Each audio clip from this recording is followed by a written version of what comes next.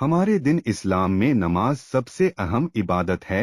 हर बालिग मुसलमान को अपनी जिंदगी में हर रोज 5 वक्त की नमाज को अदा करना चाहिए, लेकिन कई बार ऐसा होता है कि हम अपनी नमाजों को समय पर अदा नहीं कर पाते हैं। फिर ऐसे में हमें कज़ा नमाज अदा करनी पड़ती है। तो आज इस वीडियो में कज़ा नमाज की नियत का तरीका डिटेल्स में बताएं। कई बार इंसान किसी बीमारी या मजबूरी के चलते नमाज कज़ा कर देता है, हालांकि बिना कोई शरई उज़्र। नमाज कज़ा करना सख्त गुनाह है। इसे जल्द से जल्द पढ़ना और नमाज को कज़ा करने के लिए तौबा करना लाजिम और जरूरी है। याद रहे कि कज़ा सिर्फ फर्ज और वाजिब नमाज की होती है। जैसे अगर किसी शख्स की जोहर की नमाज छूट गई है तो उसे सिर्फ जोहर की 4 फर्ज नमाज की ही अदायगी करनी पड़ेगी। ठीक उसी तरह ईशा की नमाज कज़ा होने पर ईशा की फर्ज और वाजिब नमाज कज़ा करनी होगी। कज़ा नमाज की नियत कैसे करनी चाहिए?